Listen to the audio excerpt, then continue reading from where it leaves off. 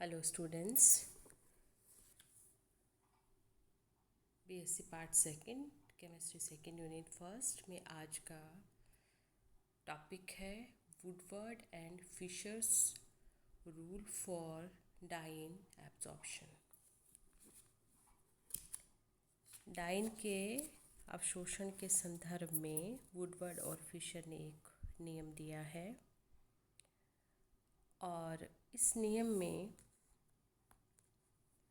1,3-ब्यूटाडाइन को पैतृक डाइन के रूप में उन्होंने उपयोग किया, जिसमें उसकी लैम्डा मैक्सिमम की वैल्यू 217 नैनोमीटर को बेस वैल्यू मानकर और अन्य डाइन्स का लैम्डा मैक्सिमम वैल्यू को कैलकुलेट किया।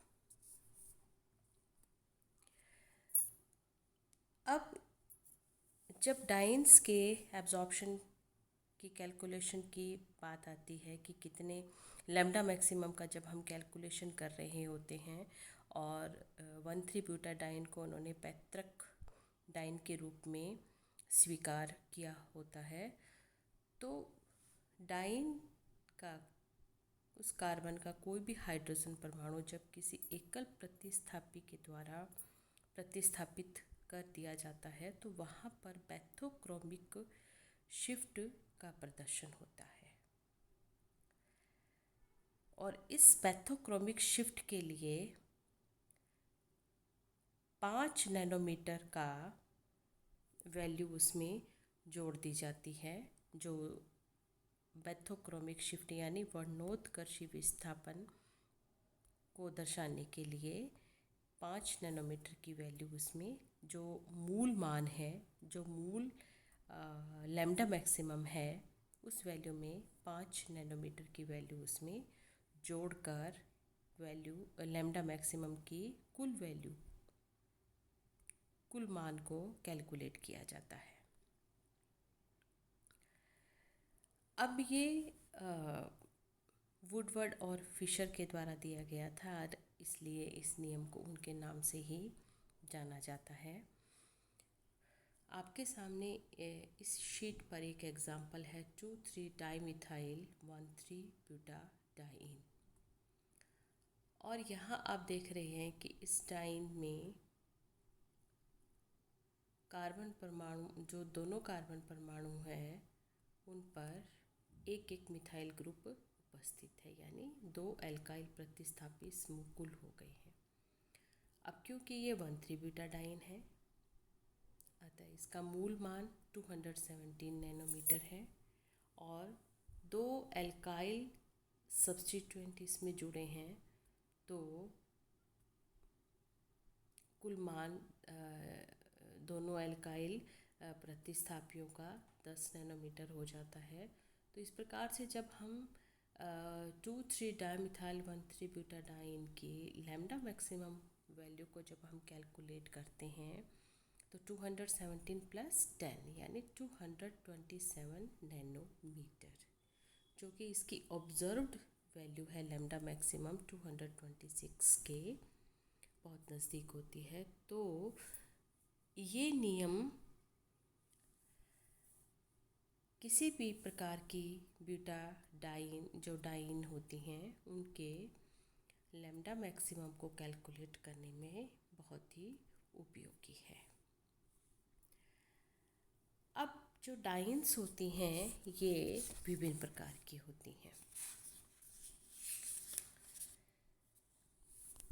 आप इस शीट पर देख रहे हैं 4 प्रकार के अलग अलग डाइन्स: एलिसाइक्लिक डाइन, होमो एनुलर डाइन्स जिसको हम होमो साइक्लिक डाइन भी कहेंगे, hetero annular dance, heterocyclic dance, और लास्ट कैटेगरी है एक्सोसाइक्लिक एंड एंडोसाइक्लिक डाइन। तो एलिसाइक्लिक डाइन या इसको हम कहें ओपन चेन कॉन्जुगेटेड डाइन, जिसका एक एग्जाम्पल है 1,3-ब्यूटाडाइन, जिसको पेरेंट मॉलिक्यूल के रूप में पैरेंडाइन के रूप में स्वीकार किया गया है और जिसकी लैम्डा मैक्सिमम की वैल्यू अभी हमने पढ़ी 217 नैनोमीटर है। सेकंड, होमो एनुलर कॉन्जुगेटेड डाइन्स यानी कॉन्जुगेटेड डबल बॉन्ड्स। तो जब किसी यौगिक में जो कॉन्जुगेटेड डबल बॉन्ड एक ही वलय में उपस्थित हो, एक ही रिंग में उपस्थित होती हैं, तो उन्हें होमो एनुलर यानी समवलयाकार या समडाइन द्विबंध कहते हैं। जैसे कि आपके सामने दो स्ट्रक्चर बनी है, वहाँ आप देखें कि एक ही रिंग के अंदर दोनों द्विबंध उपस्थित है। थर्ड कैटेगरी है हेटेरो एनुलर डाइन्स। जब किसी यौगिक में जो कॉन्जुगेटेड डबल बॉन्ड्स उपस्थित होता है वह दो अलग अलग वलयों में उपस्थित हो, तो इस प्रकार से जो डाइन है उसे कहा जाता है हेटेरो एनुलर कॉन्जुगेटेड डाइन्स यानी विषम चक्रीय संयुग्मित द्विबंध। और इसमें आपने तीन अलग अलग स्ट्रक्चर यहाँ आप देख रहे हैं, जिसमें जो कॉन्जुगेशन है डबल बॉन्ड का वो अलग अलग रिंग्स में बन रहा है। और फोर्थ जो लास्ट कैटेगरी है वो है exocyclic and endocyclic conjugated double bonds, बाह्य चक्रीय एवं अंतःचक्रीय संयुग्मित द्विबंध। इसको हम निम्न प्रकार से प्रदर्शित कर सकते हैं। जो आप स्ट्रक्चर देख रहे हैं, पहली स्ट्रक्चर जो रिंग के अंदर द्विबंध है वो है एंडोसाइक्लिक, और रिंग से जो बाहर है वो है एक्सोसाइक्लिक यानी बाह्य चक्रीय। सेकंड स्ट्रक्चर में आप देख रहे हैं रिंग ए और रिंग बी में आप देखें तो जो रिंग बी का डबल बॉन्ड है वो रिंग ए के लिए एक्सोसाइक्लिक है। थर्ड स्ट्रक्चर में आप देखें तो ये जो दोनों ए और बी दोनों रिंग के डबल बॉन्ड हैं वो दोनों वलयों के लिए एक्सोसाइक्लिक डबल बॉन्ड्स हैं। तो इस प्रकार से ये कुल मिलाकर 4 प्रकार की कॉन्जुगेटेड डाइन्स हैं। तो अब किसी यौगिक के लिए जब लैम्डा मैक्सिमम का मान ज्ञात करना हो तो उसके लिए मुख्य रूप से 3 तथ्यों को आधार माना जाता है। पहला है कि जुड़े हुए एल्काइल ग्रुप्स तथा जो रिंग रेजिड्यूज हैं उनके आधार पर। दूसरा,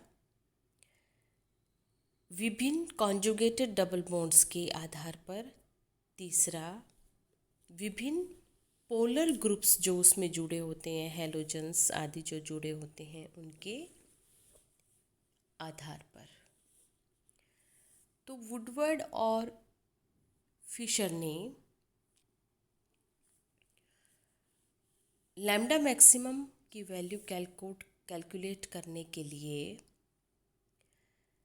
इन विभिन्न प्रकार की जो डाइन्स हैं, चाहे वो होमो एनुलर डाइन्स हों, हेटेरो एनुलर डाइन्स हैं, एक्सोसाइक्लिक एंडोसाइक्लिक कॉन्जुगेटेड डबल बॉन्ड्स हैं, उनके लिए लैम्डा मैक्सिमम के मान को निर्धारित किया। कुछ नियम बनाए उन्होंने, उनका कुछ मूल मान उन्होंने कहा, और उस जैसे कि आप यहाँ सामने शीट पर देख रहे हैं 1,3-ब्यूटाडाइन है तो लैम्डा मैक्सिमम की वैल्यू है 217 नैनोमीटर। होमोसाइक्लिक डाइन है तो उसकी base value lambda maximum value है 253 नैनोमीटर। हेटेरोसाइक्लिक डाइन है तो उसका बेस वैल्यू यानी मूल मान हो जाता है 214 नैनोमीटर। इनके अतिरिक्त, क्योंकि क्योंकि ये तो हमारे हो गए बेस डाइन्स और उनकी बेस वैल्यू। अब इन डाइन्स पर इनके अतिरिक्त जो भी प्रतिस्थापी समूह जुड़े हुए होते हैं उनके लिए भी मान निर्धारित हैं। जैसे कॉन्जुगेशन को विस्तार करने वाला द्विबंध अगर कोई जुड़ा है कॉन्जुगेशन के साथ, तो उसके लिए इस बेस वैल्यू में 30 नैनोमीटर वैल्यू को प्लस किया जाता है। एल्काइल सब्स्टिट्यूएंट है तो 5 नैनोमीटर। इसी प्रकार से रिंग रेजिड्यू के लिए भी 5 नैनोमीटर। एक्सोसाइक्लिक डबल बॉन्ड है तो उसके लिए भी 5 नैनोमीटर। इसके अलावा OR ग्रुप है तो 6 नैनोमीटर। SR ग्रुप है तो +30। OAC ग्रुप है तो कोई 0 उसके लिए वैल्यू रहती है। NR2 ग्रुप है तो 60। तो इस प्रकार से वुडवर्ड एंड फिशर ने विभिन्न प्रकार की डाइन्स के बेस वैल्यू के अलावा उससे जुड़े प्रतिस्थापी समूहों के लिए या रिंग रेजिड्यूज के लिए भी मान निर्धारित किए और इन मान को प्लस करने के बाद ही उस कंपाउंड या उस मॉलिक्यूल की लैम्डा मैक्सिमम वैल्यू को कैलकुलेट किया जाता है। यानी इन वैल्यूज़ के आधार पर किसी भी यौगिक के लिए अवशोषणांक का मान परिकलित किया जा सकता है। अब इस शीट पर आप देख रहे हैं कि यहाँ कुछ उदाहरण मैंने आपके लिए यहाँ लिखे हैं। इन उदाहरण के अलावा जब आप अपने बुक्स में देखेंगे तो वहाँ इनके अलावा और बहुत से एग्ज़ाम्पल्स आपको मिलेंगे। तो उन एग्ज़ाम्पल्स को आप ध्यान से पढ़ें और उनकी आप लैम्डा मैक्सिमम कैलकुलेट करने की आप प्रैक्टिस करें। जितने अधिक प्रैक्टिस आप करेंगे उतना ही अधिक आपकी जो उससे संबंधित जो फंडास या जो फंडामेंटल जो उसकी नॉलेज है वो आपकी क्लियर होगी। तो सबसे पहला एग्जाम्पल है वो है 1,3 पेंटाडाइन।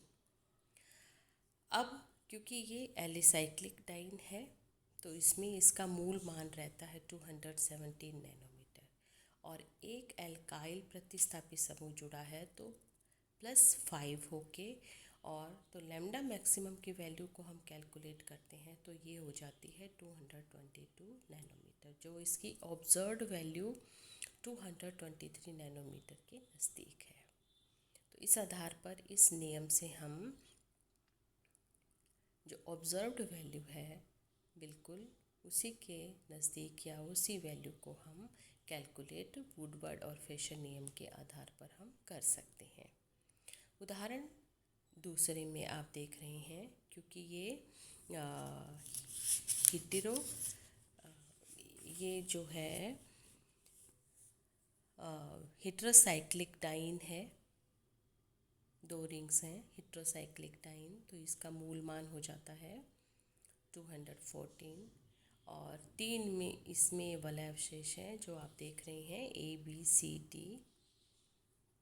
ABC 3 वलय अवशेष हैं। तो इसकी वैल्यू हो जाती है तीनों को मिला के कुल 15 नैनोमीटर और क्योंकि इसमें बाह्य चक्रीय द्विबंध है इसलिए 5 उसमें और +5 होगा तो कुल मिला के 214 + 15 + 5 तो लैम्डा मैक्सिमम कैलकुलेटेड वैल्यू हो जाती है टोटल कैलकुलेटेड वैल्यू 234।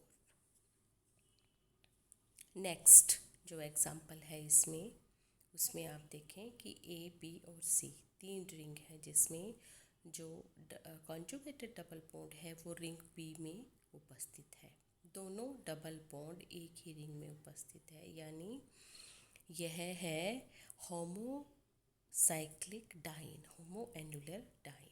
तो यहाँ इसका मूल मान यानी जो बेस वैल्यू हो जाती है वो है 253 नैनोमीटर। 4 रिंग रेजिड्यूज हैं तो 20 नैनोमीटर प्लस। दोनों द्विबंध रिंग ए और सी के लिए एक्सोसाइक्लिक है, यानी बी के जो द्विबंध हैं वो रिंग ए तथा रिंग सी दोनों के लिए एक्सोसाइक्लिक हैं, तो दोनों को मिला के +10 तथा रिंग बी में एक एल्काइल सब्स्टिट्यूएंट भी प्रेजेंट है तो +5। तो लैम्डा मैक्सिमम की जो कैलकुलेटेड वैल्यू है वो हो जाती है 288 नैनोमीटर। तो इस प्रकार से आप देखें कि जो वुडवर्ड फिशर नियम लैम्डा मैक्सिमम को कैलकुलेट करने के लिए जो उनके द्वारा बनाया गया है ये बहुत ही सफल रहा है सभी प्रकार के कॉन्जुगेटेड डाइन्स की लैम्डा मैक्सिमम वैल्यू को कैलकुलेट करने के लिए, चाहे वो ओपन चेन डाइन है या वो होमो एनुलर डाइन्स या हेटेरो एनुलर डाइन्स।